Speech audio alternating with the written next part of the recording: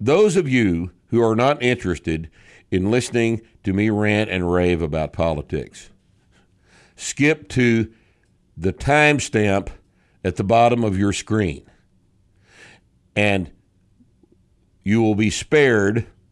You're going to be spared comments from the haters, and that's always fun, but you're also going to be spared me yelling and screaming about the current situation. Some of you are tired of that, so skip to the following timestamp right now. From the Asgard Company Studios in beautiful Wichita Falls, Texas, from the finest mind in the modern fitness industry, the one true voice in the strength and conditioning profession, the most important podcast on the internet. Ladies and gentlemen, starting Strength Radio. Hit it. Record it. Welcome back to Starting Strength Radio. My name is Mark Rippetoe, and it's Friday. And this Friday, it's just me and you. No crowds, no other people in the way of our little intimate time together here on Friday.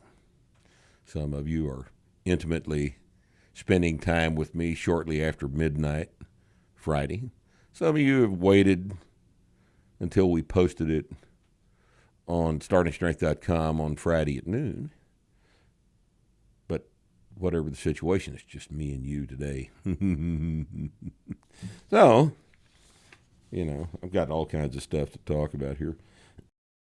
Unfortunately, it's going to be a very long time before the COVID-19 situation can be excluded from our discussion, since it's the most significant event in world history. The first time the entire economy of the world has shut itself down voluntarily, and we just can't fail to talk about that because it colors everything we do, even our training, and we're going to talk about that today. We're going to talk about how you get back to training in this cesspool of insanity that we're being forced to inhabit right now. But first,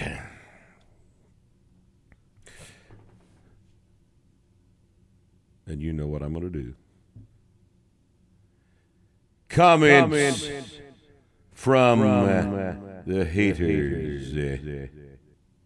And boy, they're good this week. As you might imagine, they're really good. All of them are some version of Rip's stupid. Rip doesn't know about COVID-19, so he should just talk about training. Now, imagine if you were to apply that same rule to your friend the plumber. Your buddy who's a plumber wasn't allowed to talk about anything except plumbing. Now, how long do you think you'd be friends with him? Shut up, man. You're just a plumber. You don't know anything about the NFL. Shut up. Let's talk about pipes, elbows, and solder, and PVC. You know anything about anything else, so shut up. Can you imagine? Oh, shit. Poor you. All right, here's the favorite one. My favorite one this time is, let me find this. Here's one that says, dumbasses. All it says is dumbasses.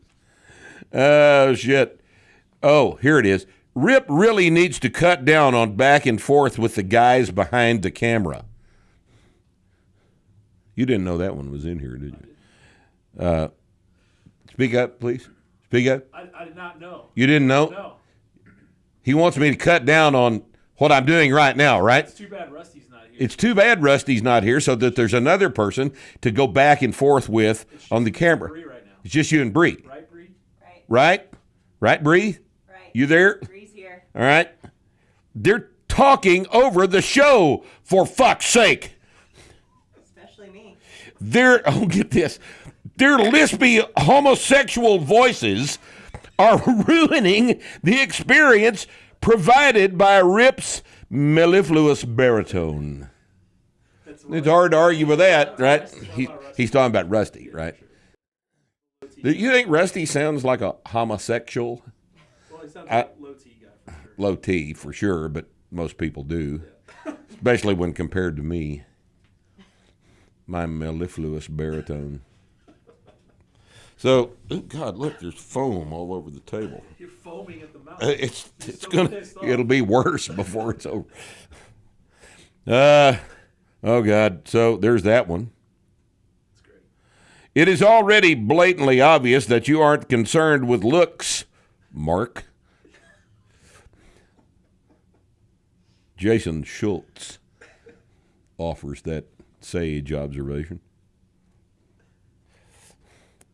You know, Jason, when you're hung like I am, it doesn't matter what you look like. You didn't know that already? Oh, my God. All right. Every time you walk outside, I like this one. This is a great one. Every time you walk outside, you're killing one of my grandparents, you sick bastards. Stay inside indefinitely until Bill Gates saves us. Stop being selfish. Here's a man after my own heart. Oh, shit. Rip's stage name wasn't Barbell Billy. It was Bar Bill Belly. Later changed to Beer Belly Bob. That's about halfway clever, right? I like the part about Rusty, though. That was real good. So now these are the comments from the haters about the fact that I should only talk about plumbing or something. Some Dunning-Kruger at play in this podcast, and they're talking about the panel with Steph and Andrew. Some Dunning-Kruger at play in this podcast. These hicks are delusional. These hicks. Dr. Bradford, who has a PhD in pharmacology from Duke University, and Dr. Andrew Mueller, who is both a dentist and a physician at the age of 33 or whatever, 22 or whatever the hell he is. He's a kid, right? Yeah, these guys are stupid. These are stupid people. These are deeply stupid people who are not entitled to an opinion about anything. And then Rip, who's a plumber, right? These hicks are delusional.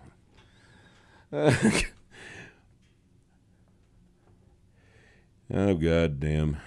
Oh, there's just one after the other. It's so depressing to know that the bottom 3% is actually really, in fact, the bottom 1% that are commenting here. 3% is a gross compliment to these goddamn idiots. Oh, that's probably enough of this shit. I could read this big long one here. You want me to read that, where it talks about Bree at the end of it? Do you want me to read it? I mean, why not? You know, why not? It's pertinent. Waco's on Netflix. Waco? Yeah, hell, everything's. This is a really a pretty damn good. Somebody spent a lot of time on this. F.S. Smura or something like that. Rippetoe. The gym is surrounded. Get out with your hands in the air if you still have enough shoulder mobility. Never over my 250-pound semi-fat bison-like muscular dead body. Oh, shit. Rippetoe, the gym will stripped clean. Sick. And repurposed as a TikTok nurse studio. These heroes need every resource we can muster. You bastards mean steal. Right, steal the gym, I guess. Give up. We have a masked thugs special unit team ready to go in and kick your ass. Some are even Waco and Ruby Ridge veterans. These guys are seriously trigger happy. I can't hold them for much longer. If you have any kids with you, kindly hold them in your arms, please. It's really thick, man. Come here and say that to belt-fed Boogaloo Bertha. Belt-fed Boogaloo Bertha. Do you think he's talking about our little girlfriend Bree here? Who else would he be talking about? I think he's talking about the belt-fed machine gun you keep in the gym. Oh! He's talking about the weapon. He wasn't talking about. So Boogaloo Bertha is a nickname for something like 30 caliber for the 50 caliber. Okay. All right. God, Bree, I'm sorry. I didn't mean to jump ahead here. Start calling her Boogaloo. Boogaloo Bertha. We could do that. That makes her sound like a bad motherfucker, doesn't it? Okay. Last chance, Rippetoe. Every minute from now on without you surrendering is one more trap bar we'll buy and put in your former gym. And I, of course, reply, bought me. B-A-H-T-E, because that's how I talk, you know. That's how I talk all the time. Bought me, motherfucker. Get bit. All right, Rippetoe, the feds are setting the incendiary devices up. We're going to burn the place to the ground. Please send the Bree cutie out before we do. Don't want those magnificent thighs burned into a pile of ash. There's the Bree comment. All that just to make a Bree comment. All that just to get the Bree. Right. Okay. And that's comments from the haters here on Starting Strength Radio. Now, here, let's sell some shit. You want to? Look at these posters we've prepared. Here's a set of posters for all of the lifts. There's the squat, bench press, pyre clean, deadlift, and press. See these? All 5 lifts. These will soon be available in, what did you say, 18 by 24? 18 by 24 posters. Purchase them individually or as a set. Cheaper as a set. How long do you think it'll be before we have these ready? No idea. Couple of weeks? Probably a couple of weeks. Couple of weeks. Okay. Couple of weeks.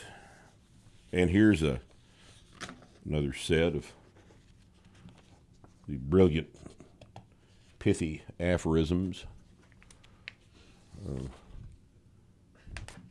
Rippetoe. Right? You've seen all these. Strong people, humans, hard physical effort, physical strength, most important thing in life, all that shit. You know, things from the books, things off of the forums. Where'd the rest of that? Most of that stuff come from the stuff in Strong Enough. Strong enough, yeah. I believe. That's where most of that came from Strong Enough. And if you don't have Strong Enough, you ought to get Strong Enough too. Strong Enough's now available as an audio book. I read it, so you'd be listening to me rant and rave. Listen to it in your car. Listen to it while you're locked in your house, cowering under your kitchen table like a good boy and girl. Take headphones down there under the kitchen table, cower in fear, listen to me. Right? So, that'll be ready soon. Those will be available for a damned reasonable price, and you should consider buying those. All right? Anything else I need to sell? What do we got? What else we got for sale? Sales, like everything else, have been down.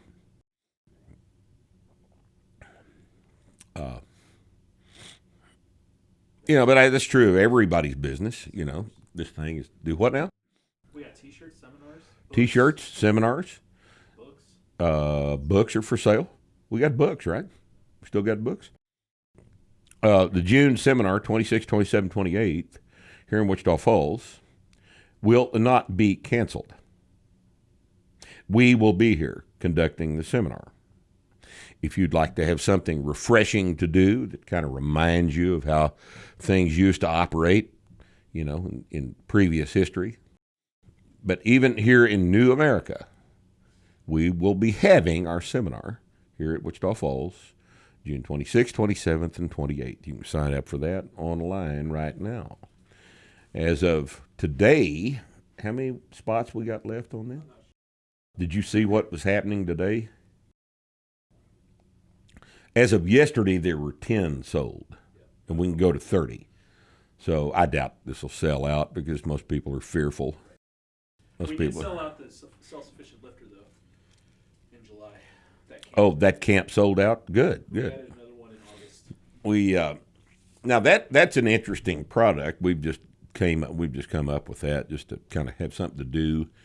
That will be a one-day event, and the emphasis in that event will be to teach you how to do this stuff by yourself at home. How to coach yourself on it, how to set up your video review, what to look for in the videos, how to position these things so that you get the best picture of what's going on. We're going to talk to you in terms of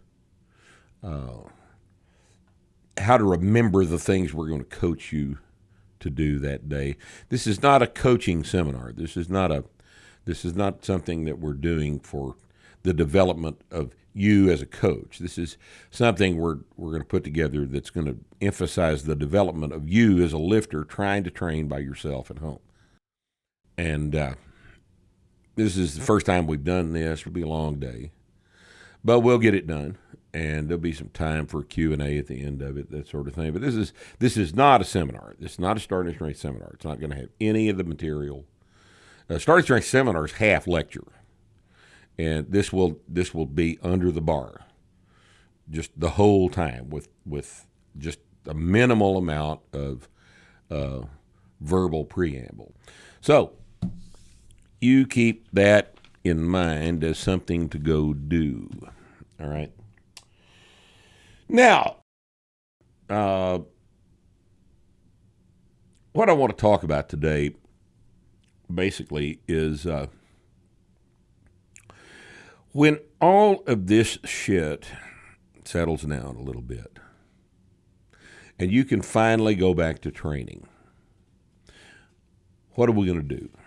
What's the best way to get back to training? And there's some stuff that we're going to discuss about that you probably already know. You certainly should already know because we've been talking about it for a very, very long time. What to do after an extended layoff. Okay, but I can't resist this.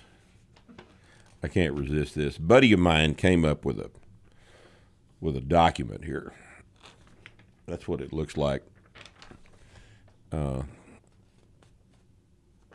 How he got it is I'm not at liberty to say. But this is a photograph of a document that was discovered at the little hospital in Wichita Falls here, our 11th Street campus.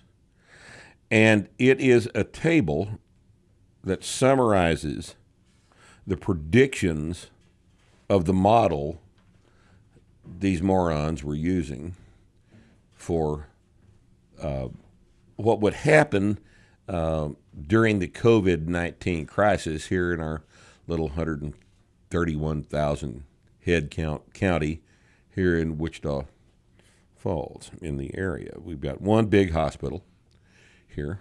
It's a little hospital, but for us it's big. And we've got another hospital out on the end of Kell. I think that thing's still closed. I don't know. It's still closed. The hospital has been decimated by this because they've had no business whatsoever. The place is empty. It's like the census, which is what they call the head count at the hospital. The census is down about 80% because of this right here. This is why the census is down 80% because they closed the rest of the hospital in anticipation that this was correct. So what this is an extrapolation of some data that they had using a model that was, shall we say, flawed. And this is reflective of what has taken place over the whole entire world. Everybody thought that, I don't know, to say the sky is falling understates the situation so badly. But let me just go to here. Let's cut to the chase here. This table stops at the 4th of May. All right, and the title is Wichita Falls Conservative COVID-19 Prediction. All right, and there are 1, 2, 3, 4, 5, 6, 7 columns here. And the first column is percent of positive cases in Wichita Falls. Low number expected to need hospitalization, 15% of all infected. That's the low number. The high number is 20% of all infected, expected to need hospitalization. Number expected to need critical care, which is at 5% of those. And number of predicted deaths, 1% mortality. Of the total number of cases, 1% of them were going to die, right? The number of deaths due to the lack of critical care access after maximum capacity, which would be 4%, and the total mortality, that's mortality rate deaths due to lack of critical care access. The overwhelming of the healthcare system. The overwhelming of the healthcare system. All right? Now, what actually has happened is the hospital's empty. There's not a COVID-19 case in the ICU. Hasn't been for a couple of weeks. What's actually happened is very interesting. In Wichita County, to date, there have been 82 confirmed cases of COVID-19. 82. There have been 2 confirmed deaths from COVID-19. 2. Okay, so May 4th, by now almost 2 weeks ago,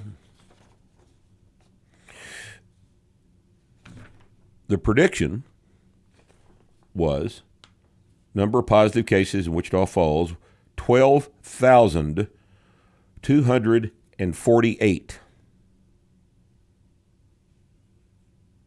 versus actual case count of 82. Now, how many orders of magnitude is that, Nick?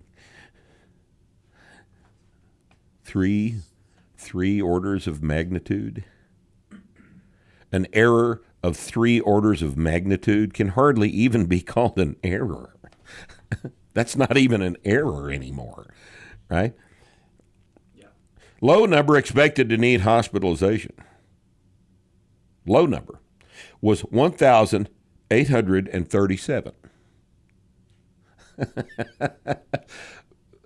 Ladies and gentlemen, this hospital is in financial trouble, in serious financial trouble, as is every hospital in the United States except the ones in New York City. They're in serious financial trouble because they believed this bullshit. Okay? Current hospitalization is 0. Current hospitalization for COVID in Wichita County is 0 number of people. And if I remember, the most ever was 6. 6 was the highest number at any one time with COVID-19. That's from memory. But. Right. No, I think that's probably about right. We have people in the gym that work down there, and they've told us the whole time what's been going on. And the whole time what's been going on is this was the prediction. And none of it was even remotely correct. The high number expected to need hospitalization as of 4th of May was predicted to be 2,450 people. 2,450 in the greatest number of people that were ever hospitalized in that location was 6. 6 versus 2,450. All right. The number expected to need critical care was 617 as of May the 4th. There is no one in the ICU with COVID, and there hasn't been for a couple of weeks. Not one single person. Versus 600, it's 612, I'm sorry, 612. The number of predicted deaths. Now, this is the most interesting thing here. We get into the deaths. Number of predicted deaths, total mortality, 1%, 122. And there have been 2 deaths. 2 deaths. The number of deaths due to a lack of critical care access after maximum capacity was supposed to be 490. That situation never occurred. Well, you can hear it. Didn't even get. Look, you can hear it right now. What happened? Oh, here, yeah, we're going to talk about. We're going to talk about this because this has to be discussed because it's already being discussed and it's such an obvious logical flaw. All right, total mortality, deaths due to lack of critical care access, total deaths due to lack of critical care access was supposed to be 617. Not only was there no critical care access, lack thereof, because the hospital was never had more than 6 people in it because of COVID.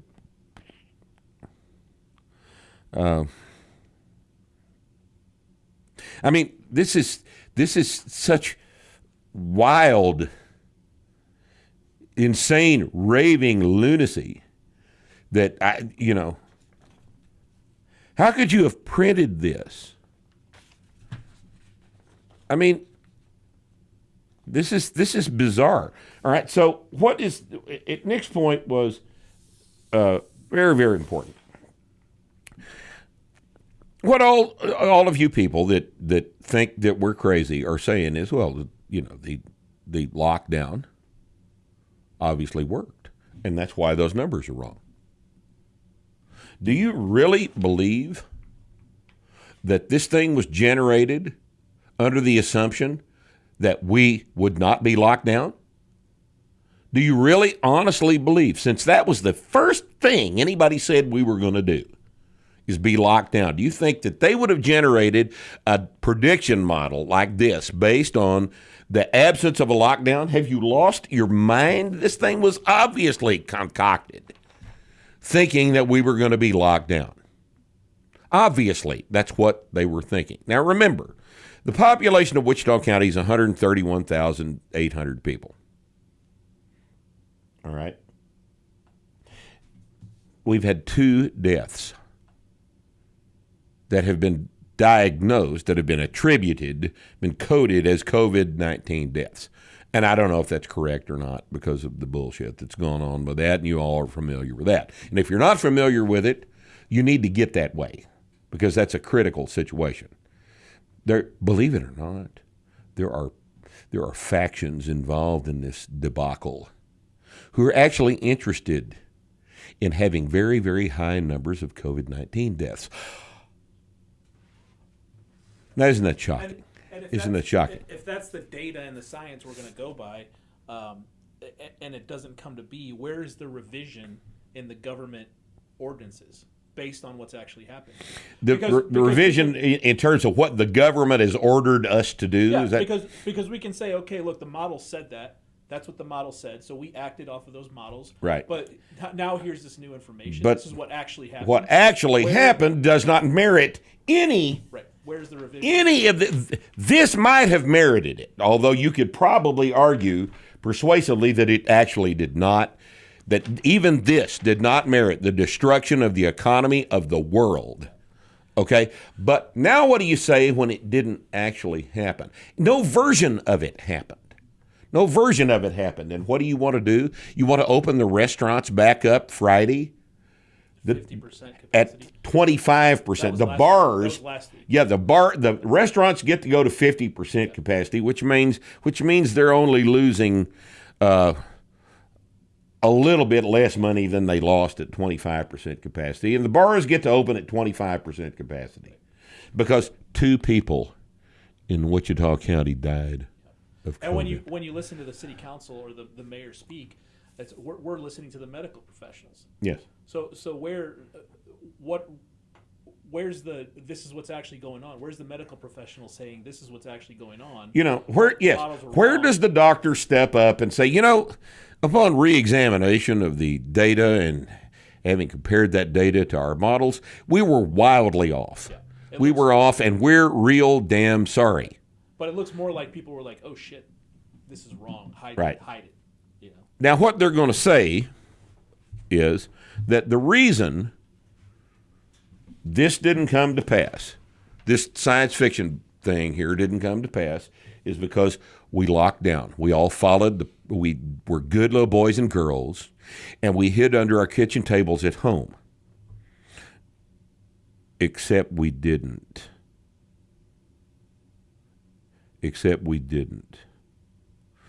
Here in Wichita County, we've been bad little boys and girls. And there was not really one day when at 3 o'clock you could walk over to where you could see Kemp Street and the traffic wasn't absolutely normal. We got an F. Now, where did that F come from? This was who rated us a F in terms of social distancing or whatever bullshit term they're using for that? Let me look it up here. We got an F. This is the social distancing scoreboard. Social distancing scoreboard. And, it doesn't matter, Somebody thought we were bad boys and girls. And we were, we were bad little boys and girls. And I was a very bad boy. I'm the one that killed your grandfather. Okay? Because I never closed my gym. I'm sorry. It wasn't the city of Wichita Falls gym to close. It's my gym to close. And people stopped coming to the gym based on their perception of the risk.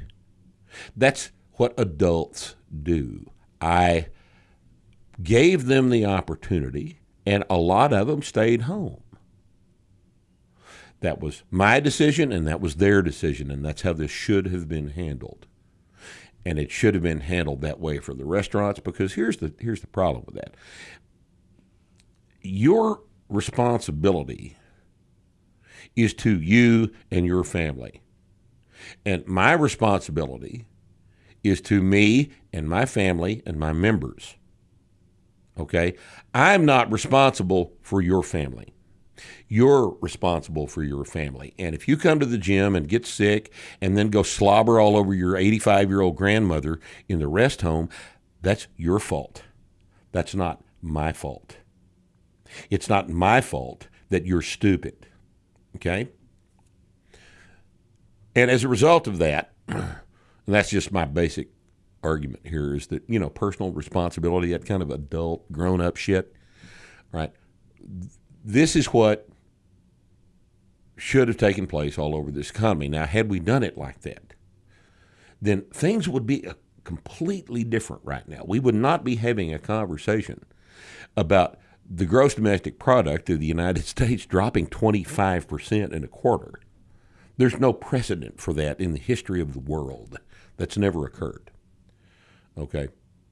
But what everybody is going to say is that the lockdown is why these numbers were wrong. Now, we didn't pay attention to the lockdown, so that's not why these numbers are wrong. Okay? And most places haven't paid attention to the lockdown. California is having traffic jams. On the same highways, they had traffic jams before. They're not paying any attention to this either. Okay? So this lockdown shit, people get tired of that, and they just say, I don't know anybody that's dead of this shit. The news media has tried to scare me into into thinking that all kind of shit is wrong, and I'm just not. I'm just tired of this. I need to go. I need to get some apples. So I think I'm going to go to the store and get some apples, and I'll wear a mask or whatever they want me to do when I walk in the store. I got to get out of here.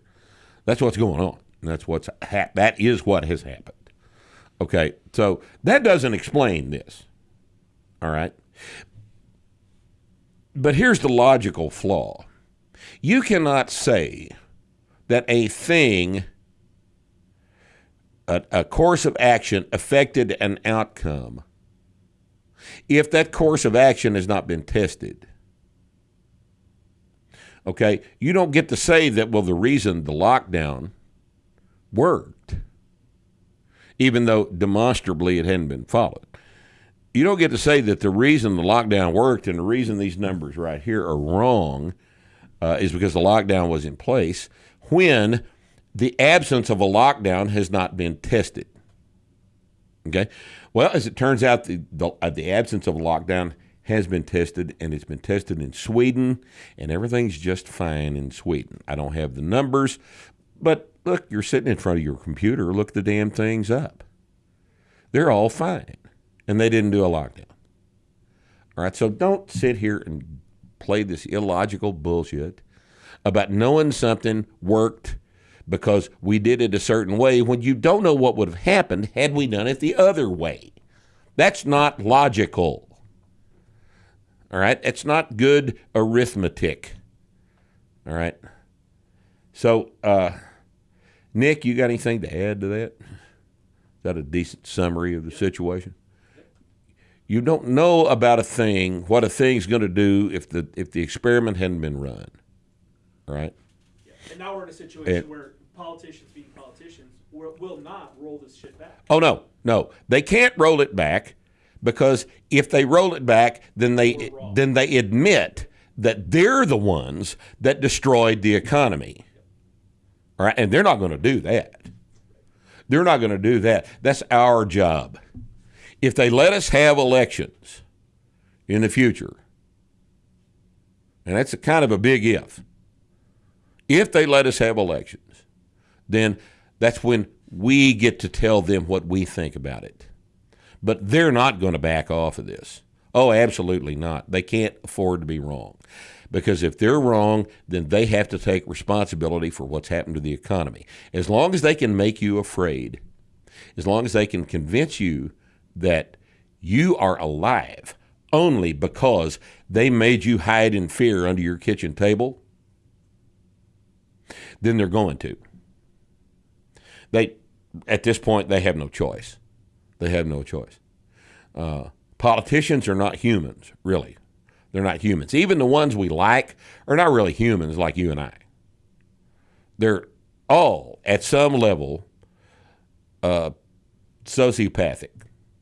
They'll all say whatever they need to say to get their agenda accomplished. And that's just the way they are. That's the way they've always been. The only guy we've had in charge of this fucking place that wasn't a sociopath was probably George Washington. And that's been a long time ago. That's been a long time ago. But anybody that runs for elective office will say anything they need to say to get in there.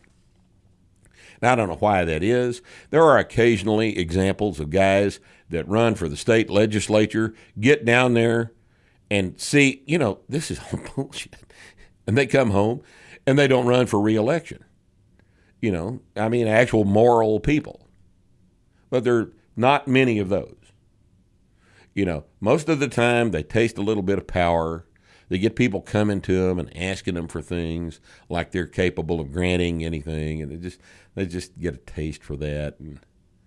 And if they were at one time an actual human like you and I, that all goes away. They become a politician instead of a human.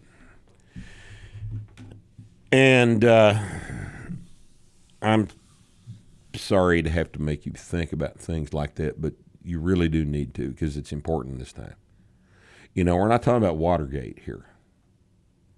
We're talking about the way you and I live on a daily basis has just taken a knock to the head. And they're not going to fix it for us,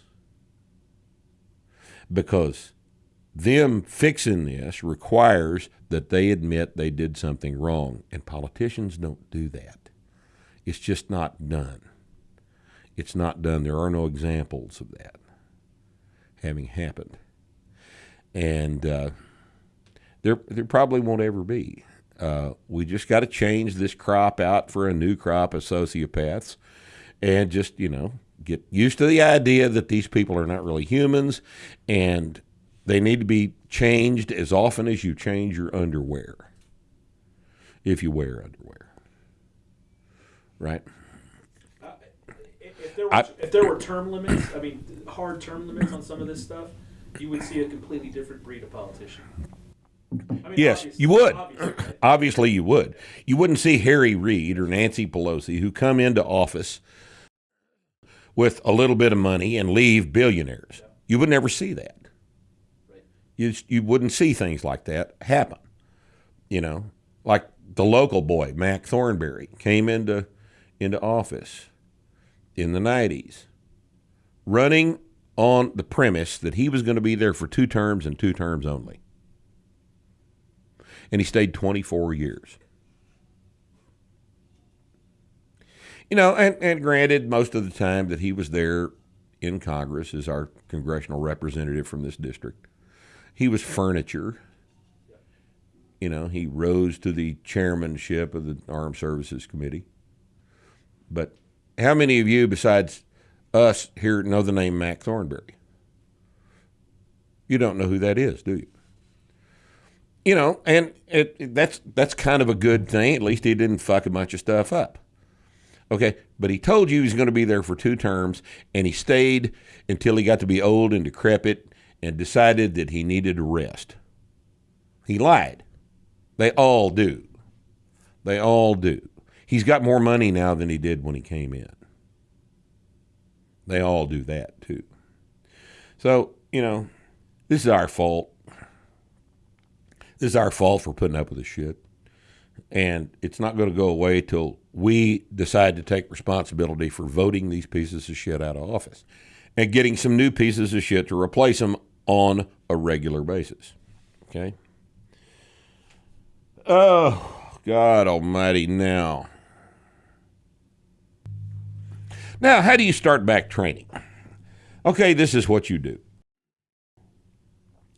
You're going to start back after any long layoff, and let's assume the layoff has been a couple of months since you've been good boys and girls, cowering under the table in fear like you were supposed to do. All right, so 2 months has gone by and you hadn't trained. So let's say your gym opens back up. May never happen if you're in New York, California. You may never have access to another gym.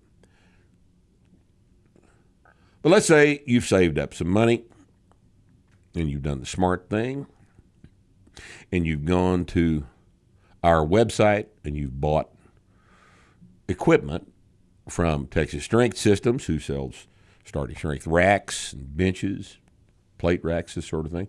You've gone to Caps Welding and you've bought a starting strength bar. You've made yourself independent of the gym. Now you just need some plates. Good luck on that. We're helping our friend Grant right now with the plate problem. But let's say you've somehow managed to accumulate some plates and you've got a functional gym in your garage. Your question is, how do I get back to training? Well, let's first talk about this. Some of you just couldn't stand it, and I don't blame you. I don't blame you at all. If you stopped training and you started exercising. By that I mean you just moved around and threw some shit around and swung some kettlebells and messed around with your dumbbells and done a bunch of reps and didn't have a training goal. You just exercised every day. And you're familiar with the definition of exercise. You're familiar with the definition of training. You understand our position on that. In fact, we're the first ones to make that observation that there's actually a difference between exercise and training. And we talked about it for years and years and years. But in the absence of the tools that are necessary to actually train, some of you have opted to do a bunch of air squats and a bunch of high rep AMRAP shit. And what you're going to find, having done that, is that your strength has gone way, way down. In fact, it may very well have gone down more than had you just not done anything at all, because 100 air squats is the best way known to make your squat strength go down. Now, that's going to be hard for some of you to accept, but that's the actual truth. The actual truth of the matter is that high rep glycolytic work makes force production go away because it's not necessary to be strong to do 100 air squats. It's merely necessary to not care how you feel on the 99th rep. Okay, and that's a different adaptation completely. So if you've been doing a bunch of reps, you're going to be way more detrained than you think you will be. But that's just I'm just telling you that's what's going to happen. All right, you did a bunch of exercise. It would be better, this is insane to say this, but if you're in terms of your strength, it would be better to do nothing for 2 months than it would be to do 10 minutes worth of kettlebell swings and 100 air squats. You'll be stronger having not done that than you will having done it. So in either case, let's say you just exercised and done a bunch of high rep shit. Or let's say you've laid around on your ass for 2 months and now you've got your home gym put back together, your gym's opened up, the owner of the gym has shown some fucking balls and stood up on his hind legs and say, we're opening, and everybody wants to can come in and train, and unless you're in New Jersey, the cops are probably going to leave you alone. Where did New Jersey get the Gestapo? You have any idea where they? They're all used to work in Manhattan. They did? They got tired of living there. They got tired of living in Manhattan, moved to New Jersey, and started arresting people for exercising in New Jersey. Well, let's say you live in a reasonable place like Texas, all right, where everybody's just leaving us alone, all right, and you decide it's time to get back in the gym to train. What do you do? What do you do? Well, this is what you do. You're going to pretend like it's your first workout. The first time you did your squats, remember what you did that day? You did the empty bar for a couple of sets. And then you went to 75 or 95, depending on how strong you are. You did a set of 5. And then you went to 115 or 135 and did a set of 5. And then you might have gone to 175, did a set of 5. Let's see how it feels. Okay? Let's see how it feels. And let's say that you've been pretty strong. Let's say you had your squat up in the mid-300s for 3 sets of 5 across. So the first thing you're going to do that first day is you're going to go back up to probably 225 for 3 sets of 5. Now, strength is very persistent, okay?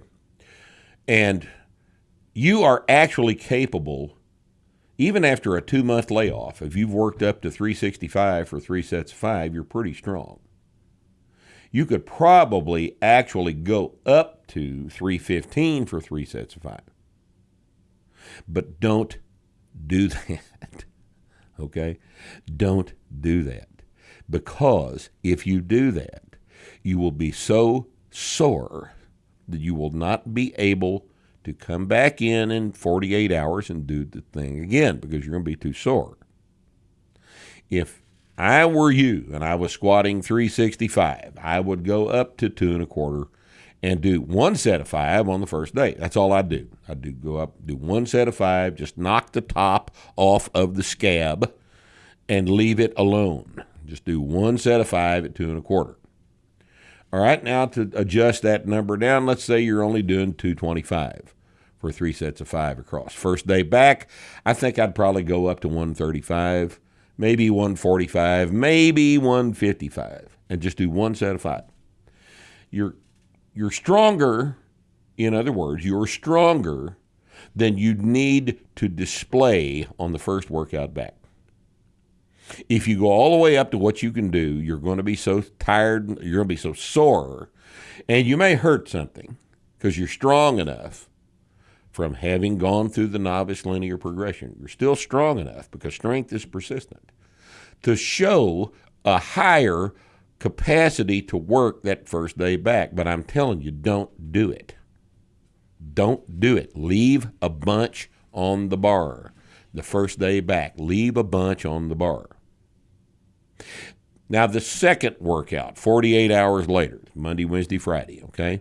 Wednesday, you're going to come in, and if you're the 365 for 3 sets of 5 guy and you stopped at 225 for 1 set of 5, on the first day, what I would do is I'd come in and do 255 for 3 sets of 5. Having reintroduced your body to the work at 225, admittedly it was light, but you're detrained. You hadn't done this. You'll be sore. 225 is going to make you sore, but not as sore as a maximum expression of effort would have made you. Okay, because remember, the soreness part of squatting was gone when you did the last workout that you did at 365 for 3 sets of 5. You weren't sore that day. Having done 360 for 3 sets of 5 the previous workout, you still didn't get sore because you're adapted to all that eccentric work.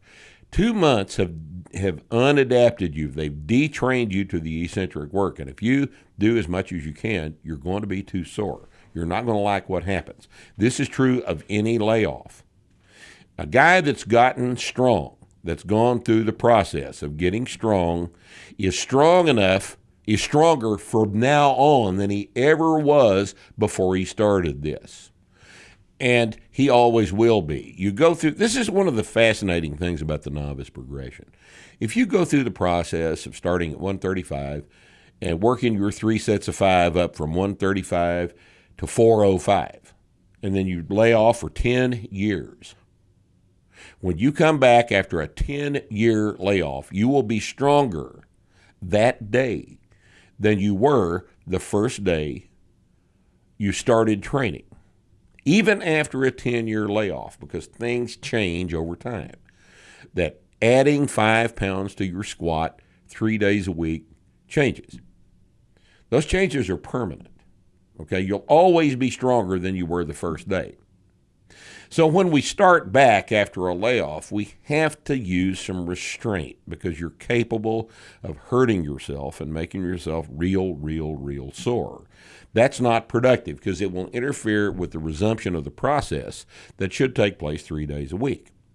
If you do something stupid on your first day back Monday, it's going to adversely affect Wednesday. So you're going to use some restraint on Monday, and then you're going to use a little bit less restraint on Wednesday. And then on Friday, you're going to go to 275 for 3 sets of 5. Now, granted, 275 for 3 sets of 5 to a guy that was squatting 365 for 3 sets of 5 is still kind of light. But you've been off for 2 months. Use some restraint here. We're going to be back to 365 real soon, as you'll see. So that's Friday. You're at 275 for 3 sets of 5. I'd go, if it was me, I'd go to 295. I'd take 20-pound jumps on this till I was back to 295 to 365. So I'd go 295 the following Monday. I'd go 315 the following Wednesday. I'd go 335 the following Friday. And then the following Monday after that, I'm back at 355. Now, I'm only 10 pounds away from my previous 3 sets of 5 work weight. And it's only taken me 2 weeks. But this is the way to do it productively. This is a smart way to do it. Okay? Coming back that first day, you'll feel really good. Yes. You could probably hit 365. You're going to hit it, and you're going to feel really good doing it, and then you're not be able to walk for 10 days. You're not going to be able to walk for 10 days. It's going to fuck up the next week and a half worth of training. This is the problem with getting sore. Okay? This is the problem with CrossFit. Everybody that's done it has experienced the same thing. The work feels good. That's why we like to do it, right? But the soreness that it produces when you don't think about what you're actually doing interferes with subsequent training. Don't do that, okay? Don't come back and do as much as you can the first day because you think, finally, I'm out of the cage, and here I am. able to finally get back under the bar and finally get something accomplished and try to start back where you were. Don't do it. Don't do it. You're fucking up if you do that. Don't do it. Some version of restraint must be exercised for a couple of weeks after that long a layoff. Now, this applies to an 8-month layoff. It applies to a 2-year layoff. You know, the longer the layoff, the longer the ramping back up to where you left off is going to take. If you take a 10-year layoff, you're going to still be stronger than you were the first time you trained. Let's say you were at 405 for 3 sets of 5, and you take a 10-year layoff. The first day back, you're going to probably go 135 for 3 sets of 5. And then instead of going to 155 or 165, if I were you, I'd be real smart and I'd take a 10 or a 15-pound jump. You can show that kind of improvement, that kind of incremental increase between workouts for quite some time, and I think you probably should. A guy that's taken a 10-year layoff, having stopped with 405 for 3 sets of 5, is going to be back to 405. But if it were me coaching him, I would have him back to 405 in about 4 to 6 months instead of trying to do it in 4 to 6 weeks. Because a 10-year layoff, things have happened since then. You may have been injured, some change in your disease status or other health issues may have come up that fundamentally change the game. But let's say a guy that's 25 years old works up to 405 for 3 sets of 5, and he gets to be 35. He can get back to 405 pretty quick.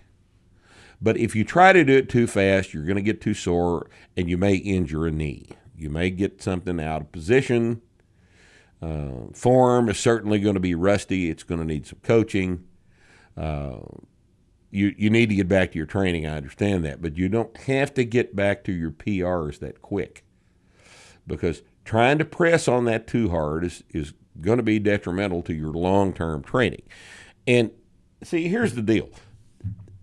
Training is a process. It's years that we're thinking about. It's not today's workout. That's the difference between exercising and training. Today's workout is useful in that it sets us up for Wednesday. Okay? But if you get greedy, and greed kills here. If you get greedy for what you had before and don't understand that, look, you're the guy that fucked up and took a 10-year layoff, all right? You got to pay for that. You have to be patient, because if you drive it too hard, you're going to hurt yourself. And hurting yourself is the last thing you want to do, because that interferes with training. Okay? Injuries and excessive soreness interfere with the process, and training is a process. Okay, so this is how you get back. All right, you go more conservatively than you probably want to go. But if you don't do it that way, you're going to have lots and lots of problems that you produced. All right, this little 2-month layoff we've all had to take here is not your fault. Okay, I understand that it's not your fault. But if you come back wrong, it will be your fault. Because I'm telling you right now that the first workout back has got to be, you got to use some restraint on that first workout back. You can't show us how strong you should have been had you not taken the layoff. And that's going to be the tendency for ambitious people that are driven enough to actually apply a training model to their workouts. You want the numbers. I understand that. The numbers will be there, but you have to get back to them in an intelligent fashion, or you're going to hurt something. You're going to be too sore. You're going to hurt something. You're going to get out of position. Something's going to break. Something is going to keep you from sleeping. All this stuff that we know is bad for us. You can't, and I understand, I understand your frustration. You ought to be me. You ought to be me for a day, all right? I remember coming in one Sunday afternoon, hungover from Saturday night and doing 405 for 3 sets of 10. Squatting 405 for 3 sets of 10. And here, the pathetic pile of pink goo you see in front of you right now. I can only dream about that. I can only dream about it. You know, time steals this shit from us. But I remember what I used to be able to do physically like it was yesterday afternoon. And I get in the gym and I'm ashamed of a 345 triple right now. It's pretty good. It's probably better than you're doing, right? But to me, that's a disappointment. But you have to accept the fact that time changes things. Now, this little 2-month thing that you've had to endure here, maybe a 3-month deal before it's over with. You poor bastards in Southern California and New York, hell, I don't know what the hell you're going to do. You may never get back to a gym. There may be no gyms in New York State. Our friends in San Diego have been told that gyms are closed indefinitely. Now, this changes our approach here. Changes training, doesn't it? You didn't intend for that to happen. They didn't intend to be closed and put out of business. You didn't intend to be completely deprived of a place to train. You were enjoying your training. This is not your fault. But when you finally get back, whatever the circumstances under which you can get back to training, you're going to have to approach it intelligently. All right. Now, Baker has written an article about this on our website. It doesn't say what I'm telling you. He's offering you ways to keep doing things during the layoff. And what I'm talking about here is what to do when you can actually resume training under the model that we have designed as the novice linear progression. Now, what if you're an intermediate lifter? And, if you were squatting 405 for 3 sets of 5 when this layoff took place, chances are that you were using weekly programming instead of workout-to-workout programming. Your approach is going to be the same as the novice. You're going to come back in, even though you were only making a 5-pound PR every week. You're going to come back in at a lower number than you want to come back at. You're still going to never go over 2 1/4 that first time back for just 1 set of 5. It'll make you sore. You'll have accomplished something. You'll be sore. Okay, but don't demonstrate to yourself, or to your friends and workout partners how tough you are by coming in and trying to do something that even resembles the numbers you were doing before this layoff. If you're an intermediate lifter, you're going to play like you're a novice.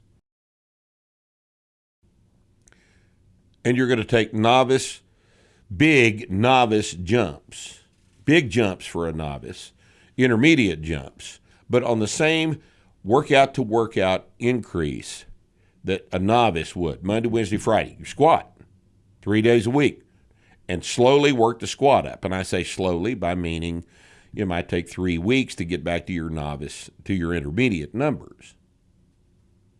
But don't try to go right back to intermediate programming the first time. Do a modified version of the novice linear progression until the numbers are back where they were before the layoff. And if you're an advanced lifter, this is going to hurt even more. Let's say you're squatting up in the 5s for sets of 5. 600 squat for a single, that sort of thing. Do the same thing, okay? Be a novice for 3 or 4 weeks and get back safely back up to where you were. Just deal with the frustration. Don't be impatient, but don't come back in the first day and squat 405. That's stupid. All right? Save 405 for the 4th workout. And then the fifth workout, you'll be doing 455. Sixth workout, you'll be at 485, 495, something like that. But see, it's just the ramp up period is a little bit longer and the incline's a little bit steeper. But it's 3 days a week squatting, starting at 2 1/4, and ramp back up to your advanced numbers and your advanced programming. Now, for those of you advanced lifters, you'll be doing intermediate programming for 2 or 3 weeks, where you're PRing once a week. And you're an advanced lifter. You know how to do this. You've probably done it before. But apply the principles of the novice progression at first in your reapproach to your advanced training. After the novice principles have been applied, reapply the intermediate principles where you're making weekly progress.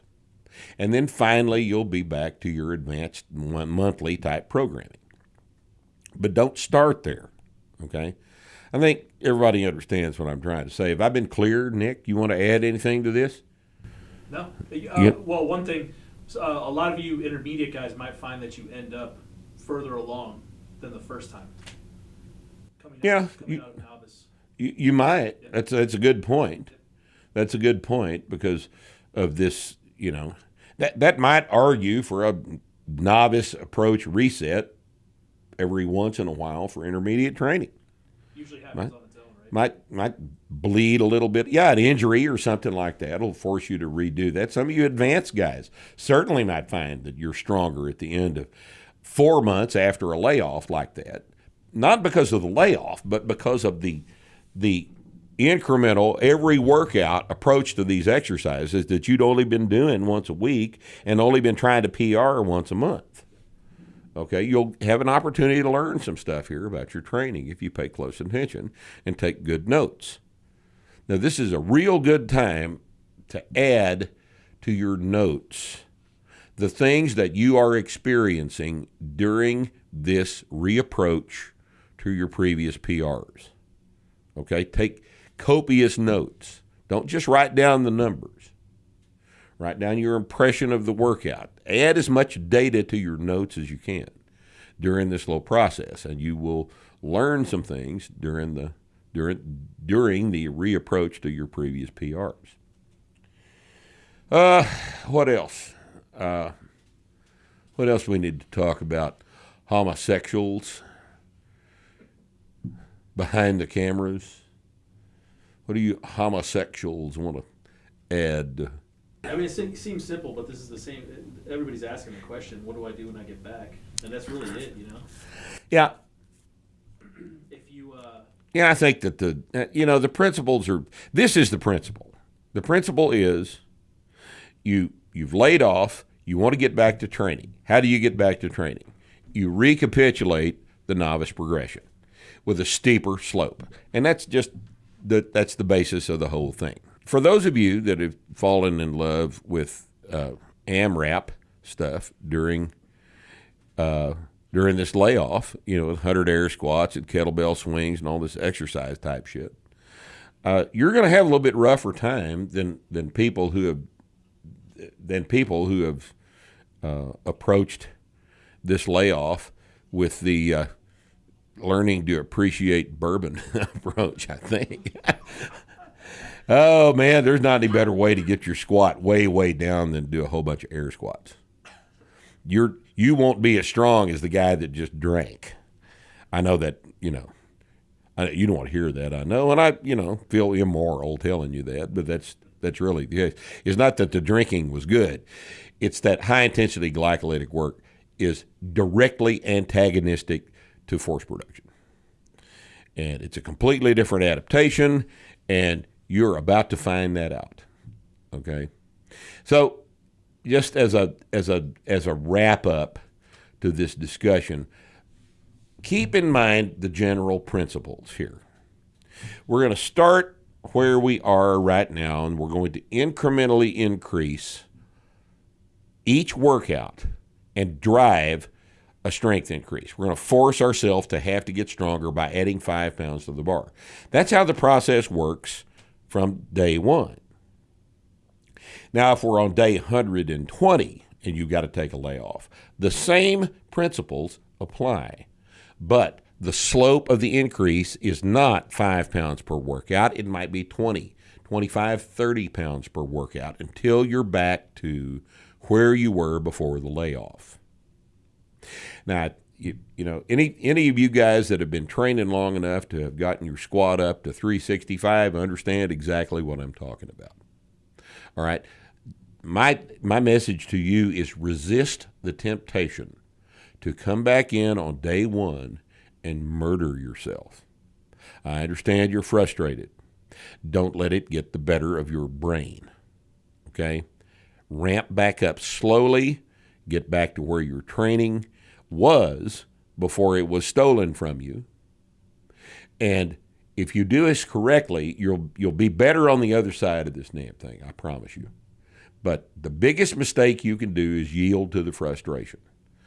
Leave some on the bar every workout for a couple of weeks until you're back where you're having to push real hard for a new PR. If you do it like that, everything will work out better.